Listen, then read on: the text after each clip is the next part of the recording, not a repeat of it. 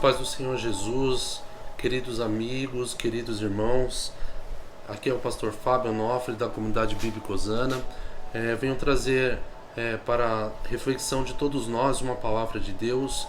Estaremos sempre trazendo aqui nesse canal várias mensagens, várias novidades para você, tá bom? Se você puder e quiser, se inscreva, tá? Para você receber as novidades, tá bom? Nós vamos estar comentando um pouco a respeito de Gênesis 3, versículo de 1 a 7, tá? A gente vai estar citando alguma coisa do texto, não vai dar para ler ele todo, mas eu convido você a pausar o vídeo e estar lendo ele todinho, ou numa outra ocasião estar verificando, tá, este texto que é maravilhoso, tá bom? Em Gênesis do 1 ao 3, começa, principalmente 1 e 2, né, começa falando a respeito, né, da criação, da bondade de Deus na criação do mundo, dos detalhes que Deus fez para criar o mundo, né, e o amor de Deus para conosco, de criar o homem, né, a sua imagem e semelhança, e também conta como Deus criou a mulher, retirando, né, uma costela, né, de Adão. Aleluias, lembrando, né, como que Deus é maravilhoso, né? E neste contexto Deus coloca o homem, né, como governante ali do Jardim do Éden.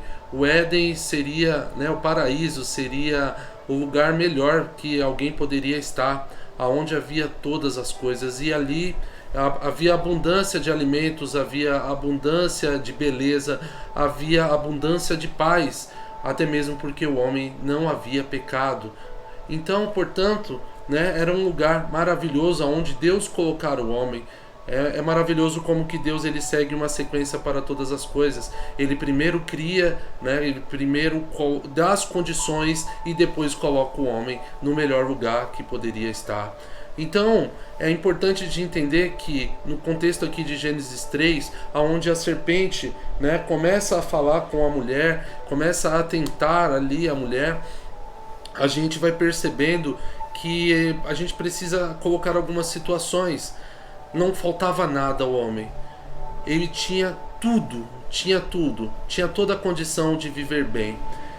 E tinha algo que era principal aí, que é a plena comunhão com Deus. O homem vivia em plena comunhão com Deus, e por não ainda ter pecado, havia paz em seu coração e nos seus dias. Então o homem ele não foi tentado, né, não foi a comer deste fruto, o qual Deus disse que não deveria comer, não por necessidade, porque o homem tinha tudo que ele necessitava, aleluias, inclusive de maneira abundante, tá? Então é importante que nós entendamos isso, né? Porque no texto onde ali a serpente começa a falar com a mulher e começa a indagar, e ela mesma diz, né, a respeito do que poderia ou não poderia fazer, mesmo quando a gente vai ver um pouco mais para frente que acrescenta algumas coisas que Deus não disse. Então a gente entendeu um pouco sobre a tentação. O que seria a tentação, né? Por que somos tentados? A tentação é um convite a viver fora da vontade de Deus. É um convite a viver fora da vontade de Deus. Deus, ele nos dá uma vida plena, e ele nos convida a estar na sua presença, que é o melhor lugar que alguém pode estar, é na presença de Deus. Portanto, a tentação é tudo aquilo que tenta nos tirar da vontade de Deus, tirar-nos da presença do Senhor. E por isso é muito importante que nós entendamos algumas coisas. Ser tentado não quer dizer que nós estamos em pecado. O pecado ele só é pecado quando ele é consumado. Enquanto nós estamos lutando contra ele, enquanto nós estamos guerreando contra ele e não o praticamos, ele não é pecado, ele é apenas tentação. E todos nós passamos por tentações. E aqui queria deixar algumas sugestões como podemos vencer as tentações. E certamente, né, a Bíblia é muito clara em relação a isso. Nós precisamos estar em comunhão com Deus. E como podemos estar em comunhão com Deus? sendo falhos, né, sendo pecadores, primeiro precisamos entregar a nossa vida a Jesus como Senhor e Salvador. Precisamos entregar a vida a Ele porque Ele é o único caminho que pode nos levar a Deus. Precisamos estar sempre orando, pedindo a Deus forças contra as tentações, colocando diante de Deus as nossas dificuldades, colocando diante de Deus tudo aquilo que está de alguma forma nos atingindo. Esta é uma maneira muito eficaz de vencermos a tentação. Algumas vezes, para vencer a tentação, vamos ter que correr das tentações. E algumas vezes de forma literal, assim como foi com José, que a um momento que estava sendo tentado e vendo que não resistiria, ele simplesmente corre, não pensando nas consequências daquilo, simplesmente pensando em agradar a Deus. Também precisamos aprender a dizer não. Precisamos aprender a dizer não. Porque se nós pararmos, né, para pensar, a nossa maior dificuldade é essa. Porque o que acontece? Dizer não implica muitas vezes em desagradar as pessoas.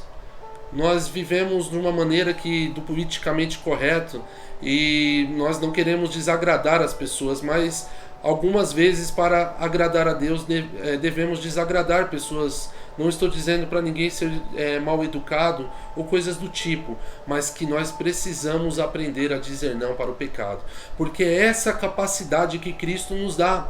As pessoas se dizem livres, mas elas não são livres para dizer não ao pecado. E essa liberdade que Cristo nos dá de dizer não àquilo que nos afasta de Deus. Aleluias. E por isso, né, é muito importante que nós estejamos em comunhão com Deus. E como podemos estar? Orando, clamando, lendo a palavra, em comunhão com a igreja. Isso é muito importante para que estejamos fortalecidos, para que em momentos que nós se sintamos fracos, o Senhor venha nos ajudar. Aqui no texto,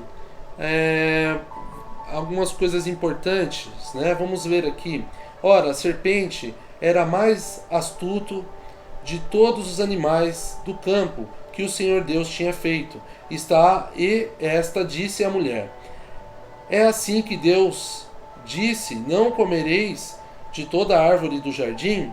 Respondeu a mulher a serpente: do fruto das árvores do jardim podemos comer, mas do fruto da árvore que está no meio do jardim, disse Deus: não comereis dele, nem nele tocareis, para que não morrais. Então, é interessante que a forma que o diabo trabalha. E aqui nós estamos aqui para falar de Deus, mas é importante que nós aprendamos a travar as guerras espirituais. É importante que nós entendamos como o nosso inimigo funciona e como ele trabalha para nós estarmos preparados a vencer a batalha. Ele começa a colocar dúvidas na mente de Eva. Ele coloca dúvidas na mente do ser humano. E o ser humano, como nós dissemos no começo, que está num lugar, o melhor lugar que poderia se estar, experimentando do total cuidado de Deus, experimentando da comunhão com Deus, porque Deus falava diretamente ao homem. Todos os dias, no final do dia, o Senhor vinha e conversava com Adão, e Adão tinha uma comunhão com Deus, e isso era maravilhoso. Imagina isso, estar face a face com o Senhor. E ali eles, sabiam ao Deus que eles estavam servindo, mas o inimigo começa a trabalhar na mente de Eva, começa a colocar dúvidas. E é por isso que nós precisamos cada dia mais estarmos aprendendo a palavra de Deus, porque quando nós estudamos a palavra de Deus, isso nos traz segurança, isso nos traz, algo realmente aonde nos sentimos numa rocha firme, aonde não sabemos que não podemos nos desviar, porque conhecendo a vontade de Deus é muito mais fácil de agradá-lo. Então nós precisamos prestar atenção no que Deus nos diz. Aleluias, glórias a Deus. E aqui nós percebemos que a Eva já tinha algumas dúvidas, porque quando nós vemos no capítulo 2, quando Deus diz a Adão, diz para que ele não deveria comer, e Eva acrescenta um pouquinho, não deveria comer e não deveria tocar. E é o momento que ela se sente tentada e ela toca e ela percebe que ela não morre, e isso fortalece a questão, né, de comer e não acontecer nada, né? Claro, a palavra de Deus nos afirma que nós somos tentados pelos próprios desejos de nossos corações. Então é muito importante que nós não permitamos que dúvidas venham sobre o nosso coração, porque o Senhor, ele trabalha com certezas. O Senhor, ele trabalha de uma forma que a nossa mente é aberta para o Evangelho de Cristo. E nós temos algo maravilhoso: todo aquele que aceita Jesus como Senhor e Salvador da sua vida, o Espírito Santo de Deus vem habitar em nós e nos dá discernimento, né, sobre todas as coisas, inclusive da palavra de Deus. Aleluias. E nós não podemos fazer, nós estamos aqui tirando lições aqui de Adão e Eva, nós não estamos aqui julgando Adão e Eva, mas nós estamos aprendendo com aquilo que aconteceu com eles. E eles se esqueceram, né, do bem de Deus, eles se esqueceram de tudo aquilo que Deus tinha dado a eles e só prestaram atenção naquilo que eles queriam, que era justamente aquilo que Deus não gostaria que eles fizessem. E automaticamente se encontram no erro, em desobediência e no pecado, trazendo grandes consequências, como veremos nos próximos estudos, a toda a humanidade. E é interessante que o homem, assim que ele come, né, da árvore do bem e do mal, e aí ele percebe que está nu. O homem era tão puro que não havia essa questão da nudez. E o homem, percebendo que estava nu, a mulher percebendo que estavam nu, fizeram roupas ali, uns aventais de figueira para tentar encobrir, né, cobrir, né, aquilo que era nesse momento agora algo vergonhoso para eles. Então aqui nós tiramos algumas lições. O homem tem uma tentativa muito frustrada de cobrir o seu pecado, de esconder o seu pecado, de até tentar, né, de alguma maneira se sentir melhor de alguma situação que aonde não tinha mais conserto. Mas não havia conserto, e houve conserto através de Jesus Cristo. O Senhor Deus fez um grande plano para nos salvar. E nesse plano, ele envia o seu Filho amado Jesus Cristo, alguém que estava no céu e vem à terra e se faz carne por amor de nós e sofre o que cada um de nós sofremos. E sofre coisas ainda piores, inclusive de forma inocente, sem ter pecado algum. O pecado veio através de um homem sem pecado algum. E a única forma que o pecado poderia ser retirado da terra era através de alguém também sem pecado. E só Jesus Cristo poderia, né, cobrir as nossas vergonhas, poderia cobrir, né, aquilo que nos traz, né, distanciamento entre nós e Deus. E eu convido a você, nesta hora, aonde você estiver, se porventura você está longe, se você se afastou de Cristo ou ainda não o aceitou como Senhor e Salvador da sua vida, é o momento de você entregar a sua vida a Ele. É o momento de você entregar o seu coração a Ele. Ele morreu por você, por amor a mim e a você, e Ele está com os braços abertos para você nesta hora. E eu convido você a entregar a Ele. Diga a Ele que você tem o desejo de servi-lo. Aleluias, glórias a Deus. O Senhor está de braços abertos para você. Senhor Deus, eu te peço, Deus, que o Senhor venha abençoar, ó Pai, essa pessoa que está assistindo esta mensagem nesta hora, Senhor. Eu creio que foi o Senhor que direcionou esta pessoa, Senhor, ó Senhor Deus, para este vídeo. E que em nome de Jesus o Senhor venha fazer uma transformação, ó Senhor Deus, na vida e no coração desta pessoa. Senhor, atenda, Pai, a necessidade dela, Senhor, dele, Senhor. Que o Senhor venha, Pai, nesta hora, Senhor Deus, salvar, venha libertar, e venha trazer de volta para a tua presença, Senhor.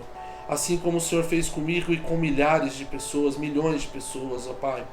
Ó Deus, em nome de Jesus, ó Pai, é o que eu te peço e te agradeço, Senhor, em nome de Jesus. Amém? Nos próximos vídeos, continuaremos mais uns 3, continuaremos estudando Gênesis 3, mas também teremos várias mensagens aqui, teremos louvores, teremos vídeos para as crianças. Eu peço a você que se inscreva, tá? E que Deus abençoe grandemente a sua vida, em nome de Jesus.